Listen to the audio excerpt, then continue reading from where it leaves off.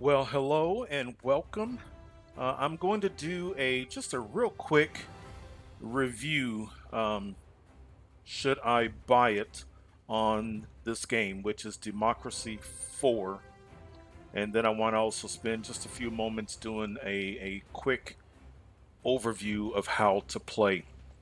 Um, I've seen this game a couple of times, and when I would watch somebody play it, number one, I wasn't 100% sure of what the game entailed, but more importantly, the interface looked so confusing that it kind of kept me from exploring the game.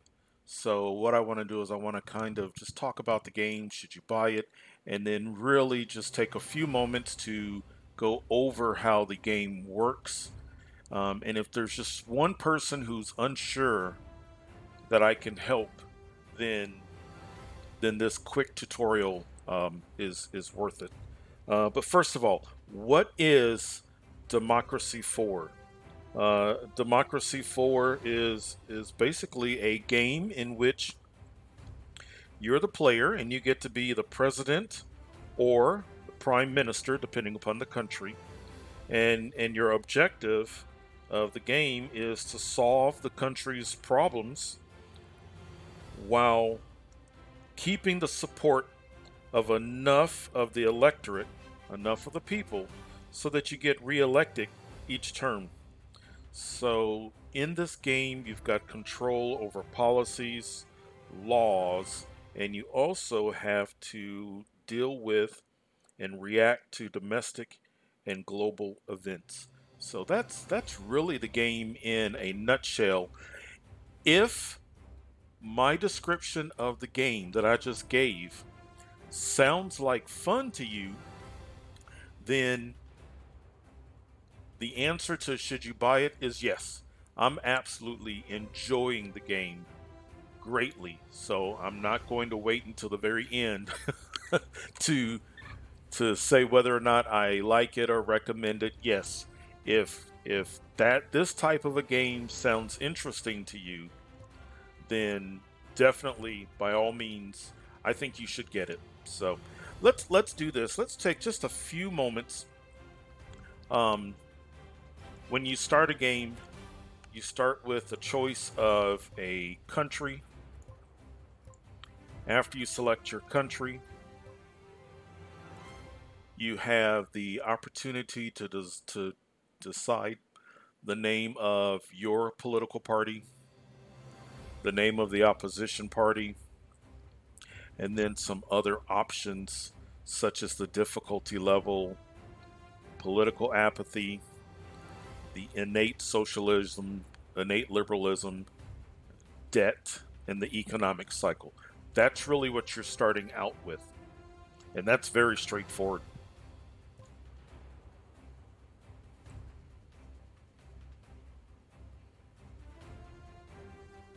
Another thing that I really do like about the game is the music really adds nicely to the game. So when you start a game, really the six things that you're focusing on is you're focusing on the GDP, the health of your citizens, the education level, poverty level, crime, and unemployment. So at the beginning of a game, you can get an idea of where you need to focus your efforts. Now, this is where you're going to spend the majority of your time. And like I've said, in the past, I have watched individuals do videos where they're playing the game, and it just seemed like, okay, I think I would like a game like this, but the user interface just was kind of daunting, and it really isn't. Yes, the game is deep, the game is complex, but don't let this put you off. So let's spend just a little bit of time and discuss what we are looking at. On the left side here, is your popularity when you start the game, and you can check your popularity as the game goes along. Right above it is the income, the expenditure for your country, as well as whether or not your country is in a surplus or a deficit.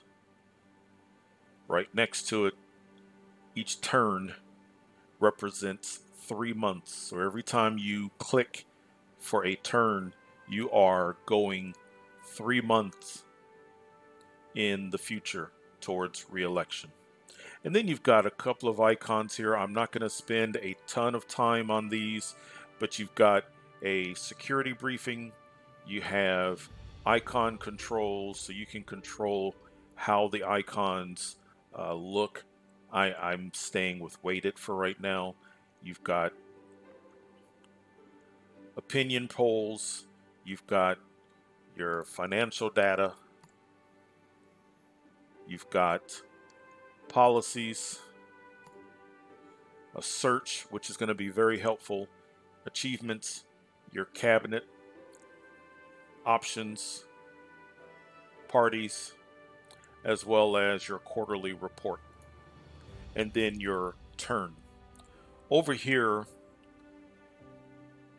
all of the people of your country are represented in varying manners. So, of course, right here you have everyone in the country. And then within that, you can have where people fall. And they can fall in more than one category. So you can have a farmer, and that farmer is also middle income. And that farmer who is a middle income is also a motorist and could also be a parent. You can have an environmentalist who is an ethnic minority and is religious and retired. So what this is over here, this just shows your standing for the different groups. So for this game, my standing is nice and high for patriots, for the poor, for retired. As you can see, trade unionists do not hold me in very, very high regard as far as popularity is concerned. So that's what this is. Over here, this is where a lot of your information is. This is where you're going to be making decisions. So your government is divided up into different areas, and those areas are represented by your cabinet. So you have 7 cabinet members for the 7 parts of your government: foreign policy, Secretary of State; your welfare, Secretary of Housing and Urban Development; economy, tax, public services, law and order, and transport. Each member of the cabinet has a loyalty level to you, an experience level to you, and an effectiveness level to you. They also have sympathies, different groups that are that they represent or they are sympathetic towards. So for example, Secretary of Transportation, she is sympathetic to parents and trade unionists. She has 1.3 in political capital, and what political capital is your and your cabinet's influence to make policy, to affect policy. So these are the different regions. So for example, once again, there's your cabinet member, and then the segment that cabinet member is over.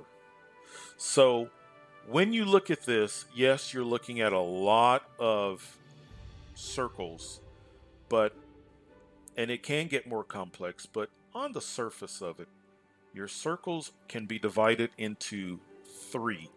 So when you see a red circle, that red is indicating an issue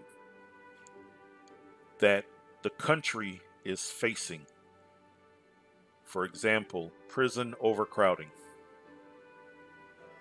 If the circle is in white, then that is a policy. It's a policy that may already be in effect.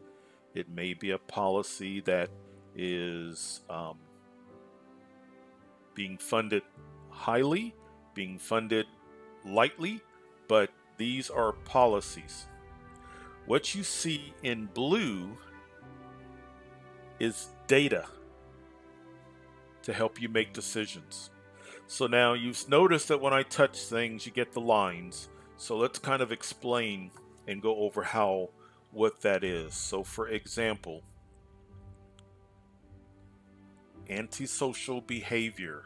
If you'll look, you will see green lines and you will see red lines. You don't really want to look at that as good and bad. You just want to look at it as in going up or going down. It can, in some situations, mean something is bad, something is good, but really think more about it as far as going up or positive. And I don't mean positive as in positive good, just going up in a positive manner or going down. So, for example, antisocial behavior, you'll see that the green line is going towards crime. So antisocial behavior means crime will go up. You will also see that antisocial behavior has a relationship where alcohol consumption, the arrows are leading towards antisocial behavior, meaning alcohol consumption leads towards an upwards trend in antisocial behavior. You'll see red heading towards tourism, meaning that is going to have a lowering effect on tourism. You can see that unemployment, green, leading towards antisocial behavior. Unemployment leads to more antisocial behavior. So you can see there are three data points and there are three policies. So from antisocial behavior, you can click on crime, and crime has cause and effect. So these are some of the causes for crime. And then crime has this effect.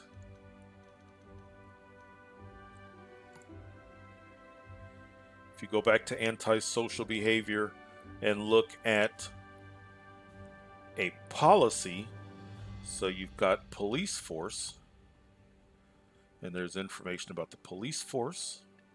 Once again, it shows you who's the minister, and then it kind of gives you information here.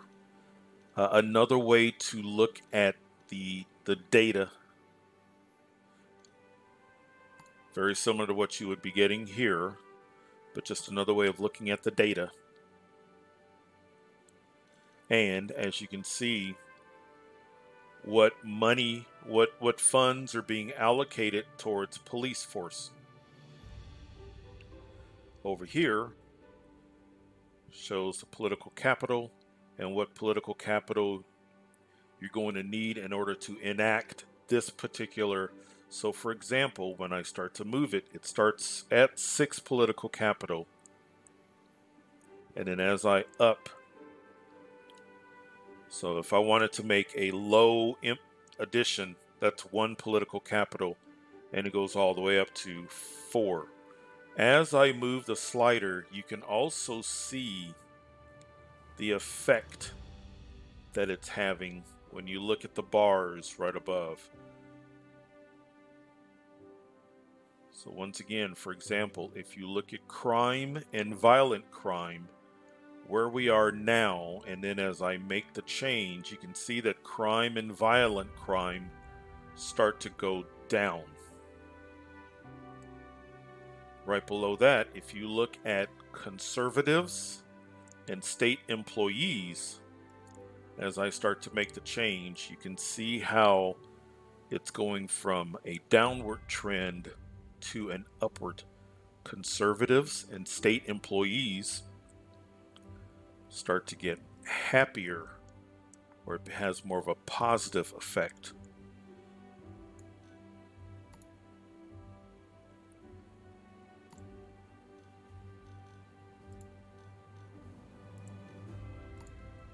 All right. And then also, in addition to the problem, the policy, and the data, you can also see how it relates to a particular group of the population. So another issue, alcohol abuse. So based upon what we just talked about with antisocial, you can see what alcohol abuse, some of it is similar to antisocial behavior, but also it's different. So all of these you can get information from.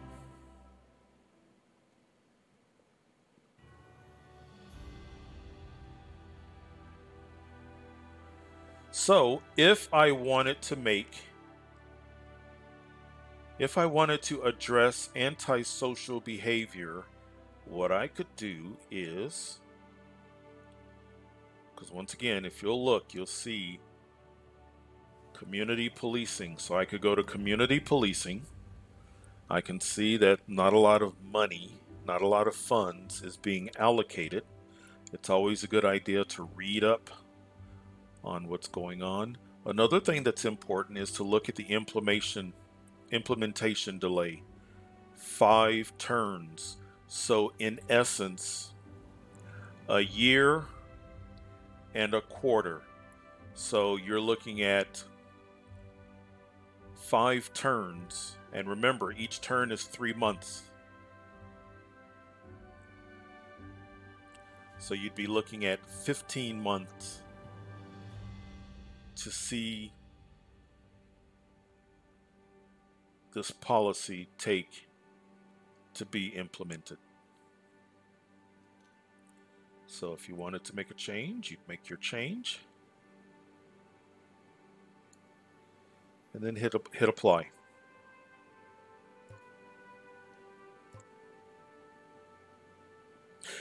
Another way to affect change are policies that may not already be in effect, or policies that you can research and look into. So there's foreign policy, welfare, economy, tax, public services, law and order, and transport. And of course, you can read up on a different policy. If you were wanting to do something, say for tax purposes, and you saw the junk food tax, 3/4,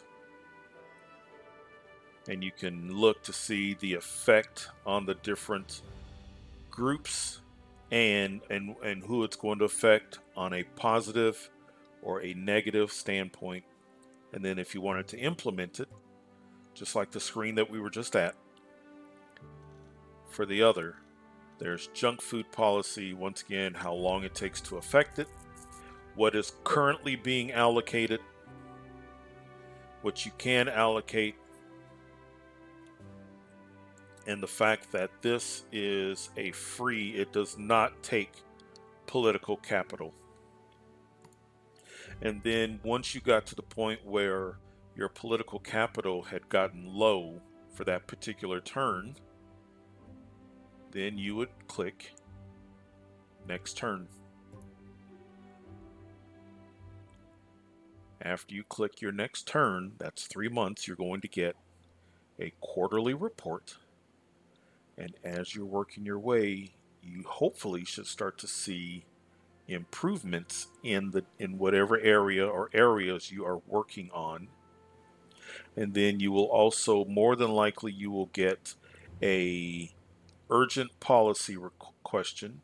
And what I like about these is it really makes you think. So for example, this is children's food. A law has been proposed to regulate the fat, salt, and sugar content and nutritional value of food sold to children, including food sold in fast food restaurants and, of course, food served in schools. This is likely to incur costs for the food retailers, and you're going to see arguments for leaving this law unchanged, and you're going to see arguments for regulating.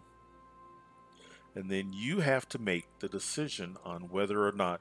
And what's going to happen is what decision you make is going to have an effect on the population.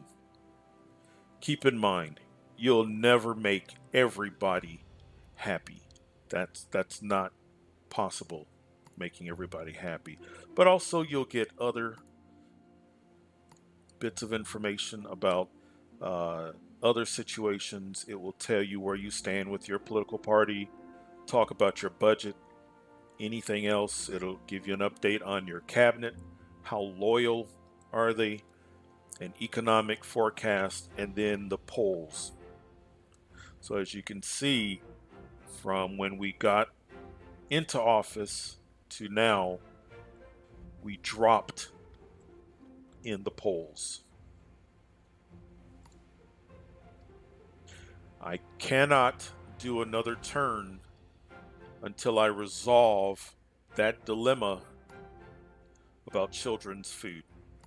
So you have to confront it. Whether or not you feel like you have the right answer, you have to confront it. But that's really the game on a surface level.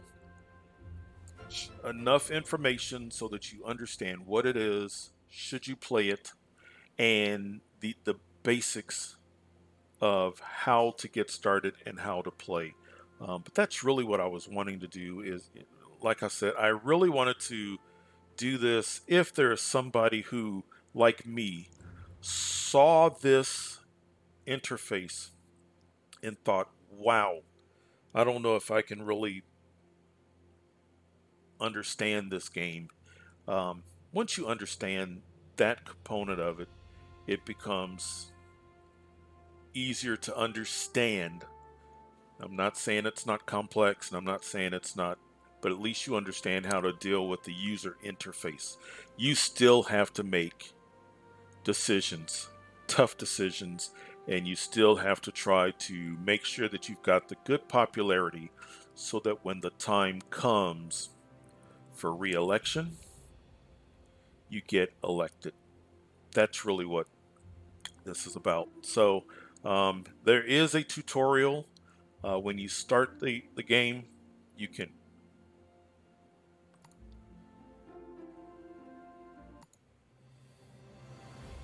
with options, you can set the tutorial. So if for some reason when you start the game you don't have a tutorial, you can set the tutorial.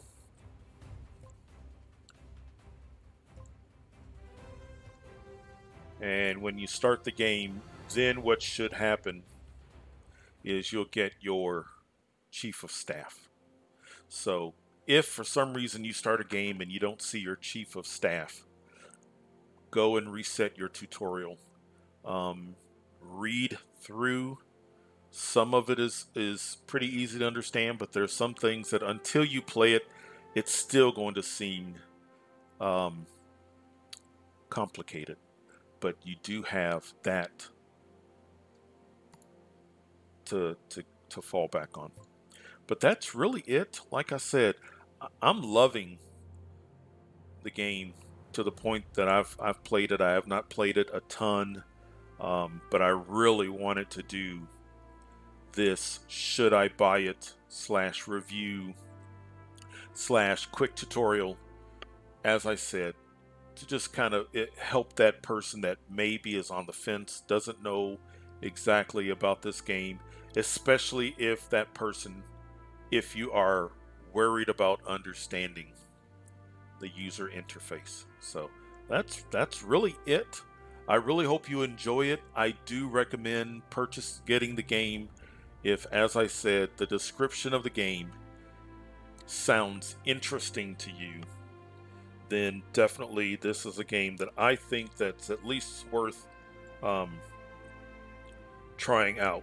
So once again, if the thought of being president or the prime minister and solving a country's problems, keeping the electorate happy, trying to get yourself reelected, and controlling policies, laws, and how you react to domestic and global events. If that sounds like fun, then I think you'd really enjoy this. So that's basically it.